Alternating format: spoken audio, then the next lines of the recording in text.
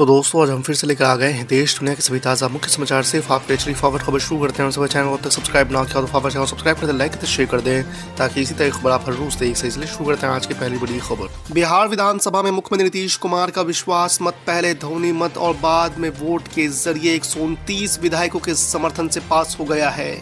Voting से ठीक पहले नीतीश कुमार के भाषण के दौरान विपक्ष के सदस्य सदन से वॉकआउट कर बाहर चले गए। पार्टियों के हिसाब से सरकार को 128 विधायकों का समर्थन था, लेकिन उसे 129 वोट पड़े हैं, जबकि आरजेडी के 3 विधायक चेतन आनंद, प्रहलाद यादव और नीलम देवी नीतीश कुमार के समर्थन में चले गए थे। बिहार विधानसभा में अपना पक्ष रखते हुए राजद नेता और पूर्व डिप्टी सीएम तेजस्वी यादव ने नीतीश कुमार पर बड़ा व्यंग्य किया है। उन्होंने कहा है कि पीएम नरेंद्र मोदी इस बात की गारंटी लेंगे कि नीतीश कुमार अब कभी नहीं पलटेंगे। तेजस्वी यादव के भाषण पर सदन में हंसी फूट पड़ी। आरजेडी सुप्रीमो लालू यादव के बेटे तेजस्वी यादव ने बीजेपी को टारगेट करते हुए कहा कि मोदी की गारंटी वालों इस बात की गारंटी लेंगे कि नीतीश कुमार अब पलटी नहीं मारेंगे। महाराष्ट्र के पूर्व सीएम अशोक चौहान ने कांग्रेस के विधायक के तौर पर इस्तीफा दे दिया है। इसके अलावा प्राथमिक सदस्यता भी त्याग दी है। इस तरह कांग्रेस को लोकसभा इलेक्शन से ठीक पहले राज्य में करारा झटका लगा है। आपको बता दें कि अशोक चौहान मराठवाड़ा क्षेत्र में पार्टी के प्रमुख नेता रहे हैं। उनके पिता एसबी चौहान भी मुख्यमंत्री थे। कतर में भारत को बड़ी कूटनीतिक जीत मिली है। यहां पिछले साल दिसंबर महीने में कतर की अदालत ने 8 पूर्व भारतीय नौसेना के जवानों को फांसी की सजा सुनाई थी, लेकिन भारत सरकार ने इस मामले में हार नहीं मानी और अब दोहा की अदालत भारतीय जवानों की रिहाई के आदेश दे चुकी है। इनमें से 7 तो वापस वतन भी लौट चुके हैं। उप मुख्यमंत्री के पद को असंवैधानिक बताते हुए उसे खारिज करने की मांग वाली याचिका पर सुप्रीम कोर्ट ने अहम फैसला दिया है। चीफ जस्टिस DY चंद्रचूड़ की अध्यक्षता वाली बेंच ने कहा है कि यह पद संविधान में तो नहीं है, लेकिन इससे किसी नियम का उल्लंघन भी नहीं होता है। इस तरह अदालत ने उस जनहित याचिका को खारिज कर दिया है जिसमें डिप्टी सीएम के पद को खत्म करने की मांग की गई थी। दिल्ली के मुख्यमंत्री और आम आदमी पार्टी के राष्ट्रीय अध्यक्ष ने सोमवार को अयोध्या में रामलला का दर्शन किया। अरविंद केजरीवाल के साथ पंजाब के सीएम भगवत मान भी थे। दोनों नेता पत्नी और परिवार के सदस्य को लेकर पहुंचे थे। अरविंद केजरीवाल और मान परिवार के साथ राम मंदिर में करीब 1.25 घंटे तक रहे। ममता बनर्जी ने रविवार को राज्यसभा की 4 सीटों के चुनाव के लिए अपने प्रत्याशियों का ऐलान कर दिया है। इस बार अभिषेक मनु सिंघवी को दरकिनार करते हुए ममता बनर्जी ने प्रोफेशनल कोटे से पत्रकार सागरिका घोष को टिकट दिया है। ये कांग्रेस के लिए बड़े झटके के तौर पर देखा जा रहा है। दरअसल इससे पहले ममता बनर्जी ने कांग्रेस के कम विधायक होने के बावजूद अपने विधायकों से समर्थन दिलवाकर वकील अभिषेक मनु सिंघवी को राज्यसभा भिजवाया था। हैदराबाद के सांसद और एमआईएम प्रमुख असदुद्दीन ओवैसी ने रविवार को हैदराबाद में कहा है कि सिटीजनशिप अमेंडमेंट एक्ट धर्म के आधार पर बनाया गया है। ये कानून गलत है और भारत की मूल भावनाओं के खिलाफ है। एमआईएम हमेशा इसके खिलाफ रही है और इसका विरोध करती रहेगी।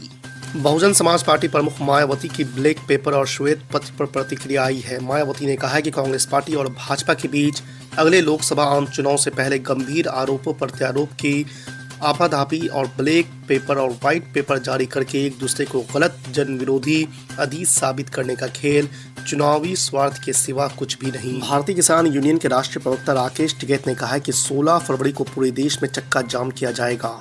14 मार्च को किसान दिल्ली के लिए कूच करेंगे। इसके लिए किसान तैयारी कर ले। उन्होंने कहा है कि सरकार वादा खिलाफी कर रही है। किसान MSP की मांग कर रहे हैं, लेकिन सरकार नहीं दे रही है। दिल्ली के मुख्यमंत्री अरविंद केजरीवाल ने दिल्ली वालों को बड़ी राहत दी है। केजरीवाल ने कहा है कि उन सभी लोगों के पानी के बिल माफ किए जाएंगे जिन्हें कोरोना काल में गलत बिल मिले थे। उन्होंने कहा है कि लोगों को ये बिल भरने की जरूरत नहीं है और जल्द ही इन बिलों को माफ कर दिया जाएगा।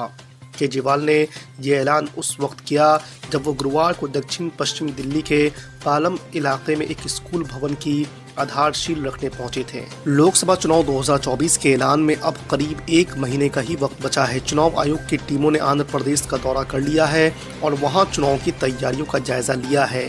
अब 20 फरवरी को आयोग की टीम बिहार दौरा करेगी और उससे पहले ही 15 तारीख को उड़ीसा में टीम पहुंचेगी।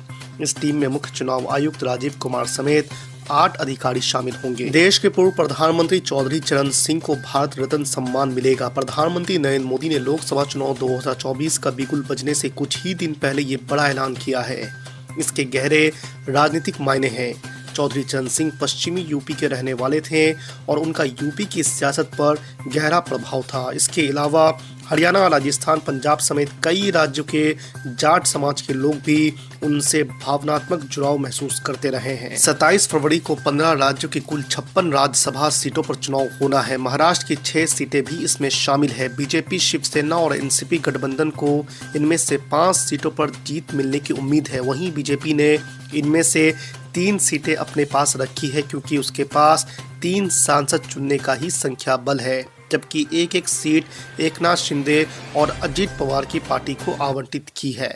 इंडिया गठबंधन को अलविदा कहकर रालोद प्रमुख जयंत चौधरी के एनडीए में शामिल होने की अटकलें तेज हो गई है। एक तरफ रालोद नेता अटकलों को खारिज कर रहे हैं तो दूसरी तरफ भाजपा के प्रदेश अध्यक्ष भूपेंद्र चौधरी ने कहा है कि राजनीति में किसी भी संभावना से इनकार नहीं किया जा सकता। वहीं अखिलेश यादव को उम्मीद है कि जयंत चौधरी भाजपा को हराने के लिए उनके ही साथ रहेंगे। झारखंड के मुख्यमंत्री चंपाई सोरेन ने बुधवार को एक बड़ा ऐलान किया है। सूबे के लोगों को अब 125 यूनिट मुफ्त बिजली मिलेगी। मुख्यमंत्री चंपाई सोरेन ने ऐलान किया है कि बिजली सब्सिडी में जल्द वृद्धि की जाएगी। उपभोक्ताओं को अब 100 यूनिट की जगह 125 यूनिट बिजली मुफ्त देने के साथ ही सभी वंचित टोलों में भी बिजली पहुंचाई जाएगी। उत्तराखंड के पुष्कर सिंह धामी सरकार ने नागरिक संहिता विधेयक यानी यूसीसी विधेयक को विधानसभा सत्र में पारित कर दिया है। मंगलवार को सदन के पटल में यूसीसी विधेयक पेश किया गया था। 2 दिन की लंबी चर्चा के बाद सरकार ने बुधवार को यूसीसी विधेयक बहुमत के साथ पारित कर दिया है।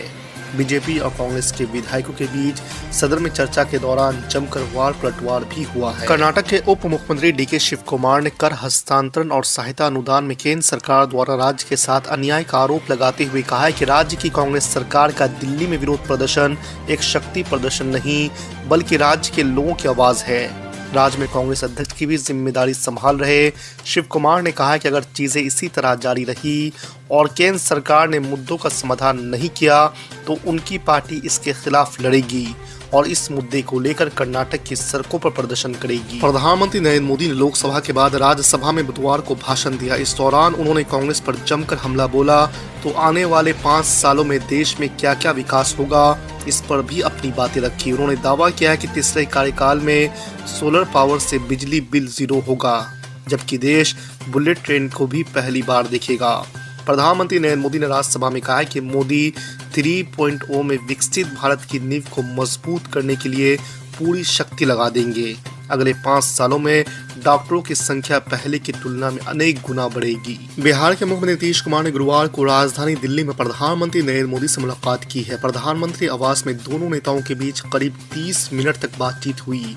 हालांकि पीएम मोदी से मुलाकात करने के बाद नीतीश कुमार ने मीडिया के साथ कोई बातचीत नहीं की।